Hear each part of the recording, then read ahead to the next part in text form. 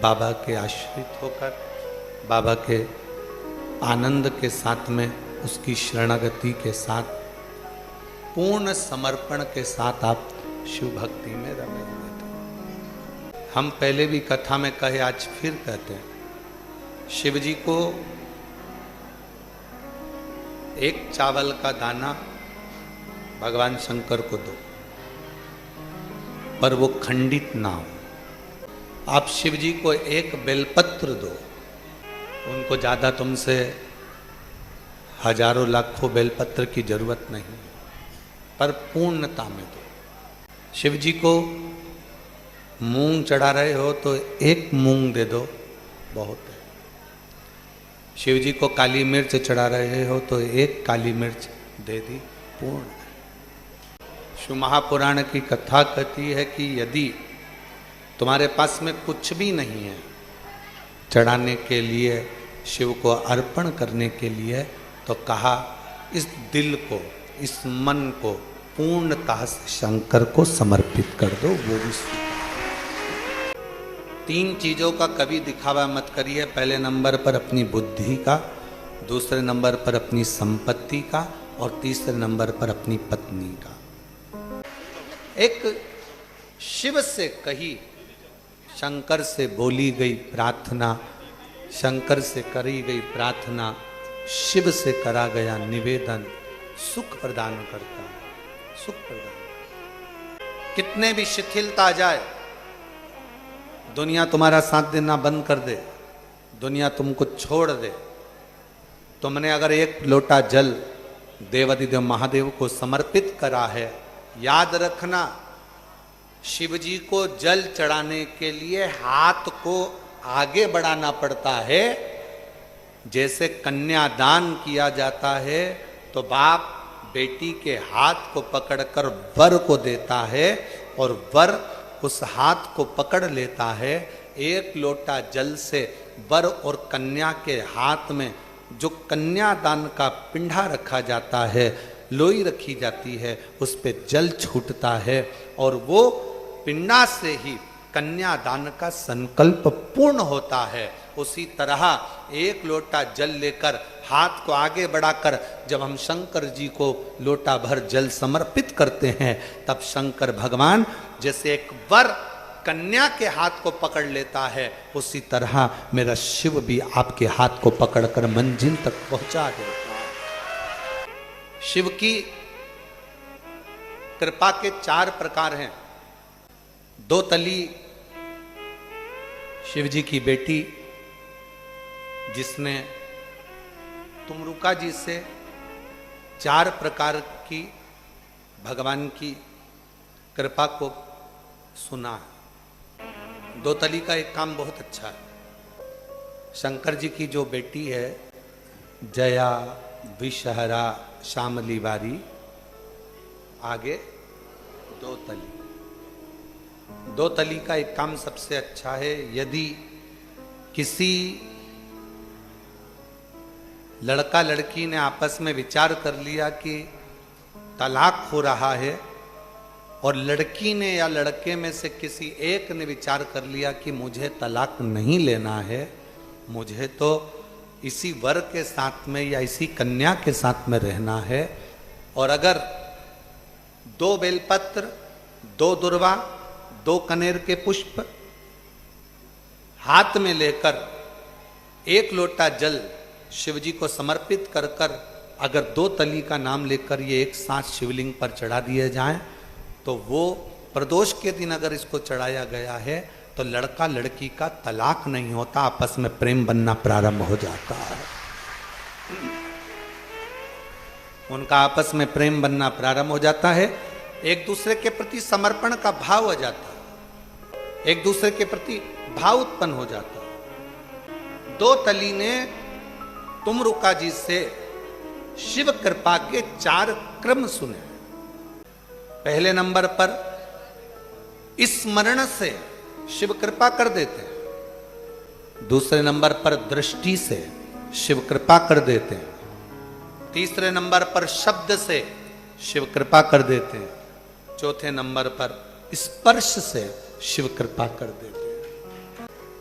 अब दो तली ने जो 4 क्रम बताए हैं, दो तली ने जो तुमरुका जी से 4 शिव कृपा के क्रम सुने हैं, उसको अपन जरा अच्छे से समझें। पहले नंबर पर है स्मरण। शिव कृपा क्या करती है? स्मरणम। कछुआ की पत्नी कछुई अपने अंडे को जन्म देती है पानी से बाहर रेत में। एक बार अंडे को जन्म देने के बाद कछुई अपने बच्चे से अपने उस अंडे के पास कभी नहीं जाती। तो पूछा, वो अंडा जिसमें कछुई का बच्चा है, वो अंडा पकेगा कैसे? उसका बच्चा कैसे बड़ा होगा? तो कहा, कछुई पानी में रहती है, रेत में रहती है, सब दूर घूमती है, पर अंडे के पास नहीं जाती। वो अपने बच्चे का, उस अंडे का स्मरण करती रहती है, बार बार अंडे को याद करती रहती है, बार बार अपने बच्चे को याद करती रहती है।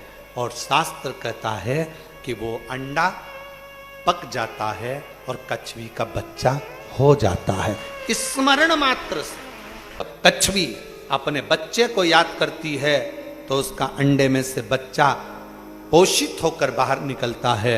उसी तरह तुमरुका जी कहते हैं, संसार का मनुष्य कहीं पर भी रहे, शिव को याद करता रहे तो वो सुरक्षित ही रहे। स्मरण आपको और हमको पोषित करता है, स्मरण आप और हमको सुरक्षित करता है। दूसरे नंबर पर है दृष्टि। मछली अपने अंडे को जन्म देती है, मछली अपने अंडे के पास कभी नहीं जाती। मछली का बच्चा होने वाला रहता है, मछली अपने अंडे के पास कभी नहीं जाती। पानी में तैरते तैरते मछली केवल अंडे पर दृष्टि रखती है, केवल दृष्टि रखती है, और वो अंडा पक जाता है और उसमें से मछली के बच्चे निकलकर बाहर आ जाते हैं। उसी तरह शिव की कृपा का दूसरा सूत्र है, वो है दृष्टि। आप प्रतिदिन शिव जी को जल चढ़ाने जा रहे हो, शंकर की दृष्टि में अगर आप हो तो आप सुरक्षित हो और उन्नतिवान हो, तरक्कीवान। दृष्टि शंकर जी की कथा कह रही है। दो तली ने तुमरुका जी से शिव कृपा के 4 प्रकार सुने।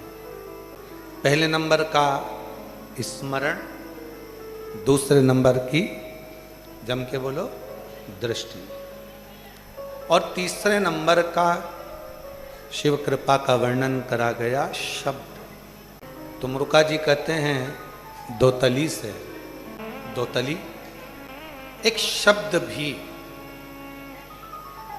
शिव की कृपा का पात्र है।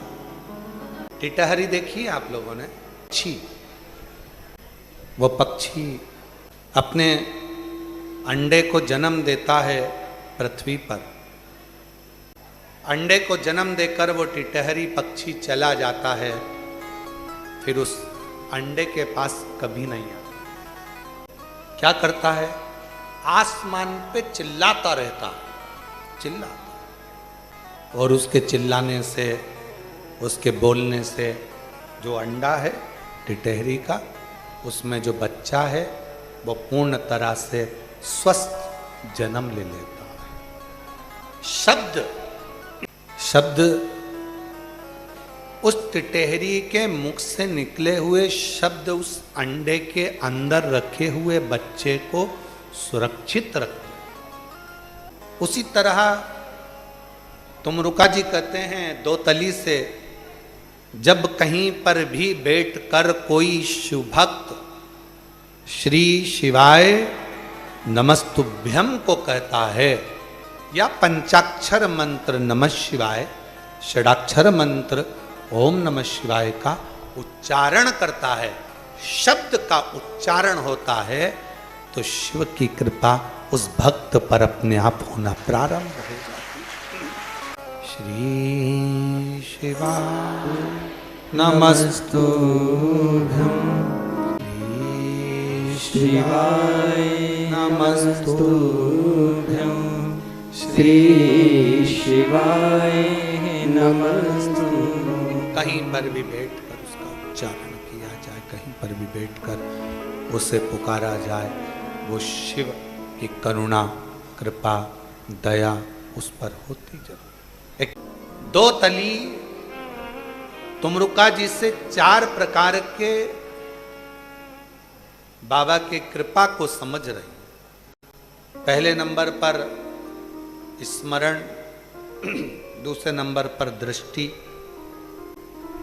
तीसरे नंबर पर शब्द और चौथे नंबर पर आया है स्पर्श।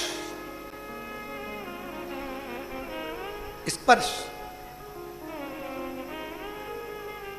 ये चौथे नंबर पर। क्या भगवान को स्पर्श करने से हमारे तकलीफें कट जाती है?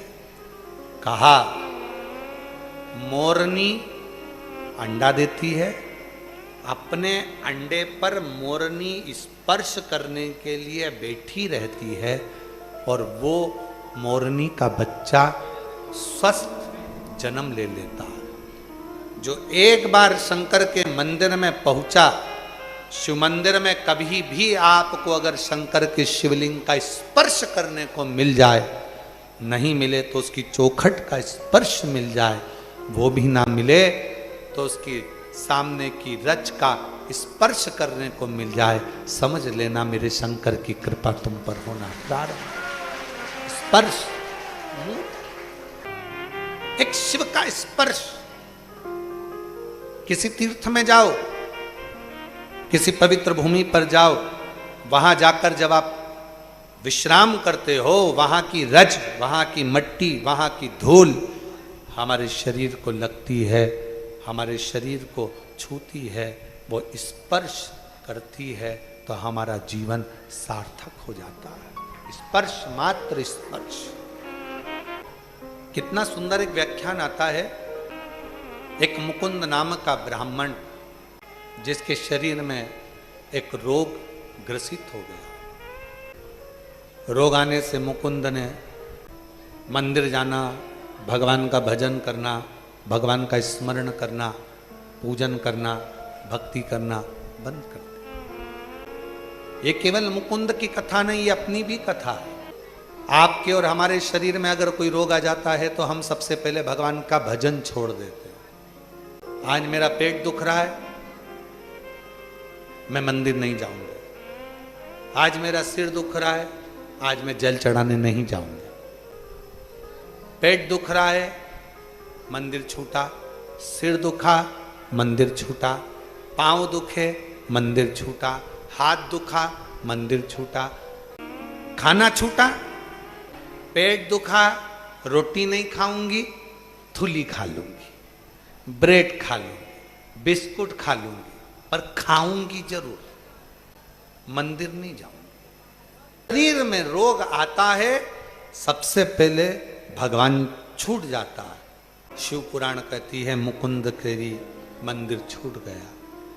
होता है जब कोई बीमारी व्यक्ति को घेर लेती है, पूजन करने वाला व्यक्ति, मंदिर जाने वाला व्यक्ति, स्मरण करने वाला व्यक्ति, नाम जाप करने वाला व्यक्ति, भगवान का भजन करने वाला व्यक्ति जब बार बार तकलीफ भोगता है तो भगवान से विश्वास उठ जाता है।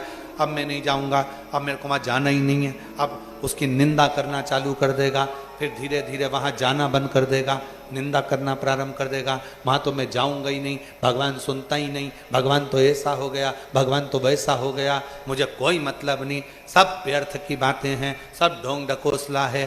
कब करता है? पहले तो भगवान को मानता था, पहले तो भगवान का भजन करता था, पहले तो भगवान की स्तुति करता था, पहले तो खूब पूछता था। बंद कर दिया। क्यों? क्योंकि उसके मन की नहीं। भजता था, उसके बाद भी शरीर में रोग आ गया, तकलीफ आ गई। भगवान का दोष नहीं है, तकलीफ आ रही है ये हमारे प्रारब्ध का, हमारे कर्म का दोष है। वो तो तुम गुरु की शरण में हो, परमात्मा की शरण में हो, भगवान की शरण में हो, जाते रहो। ना जाने कितने और धक्के खाने लिखे थे, पर भगवान की शरण में रहोगे तो बड़ा सा बड़ा खड्डा भी धीरे से निकल जाए।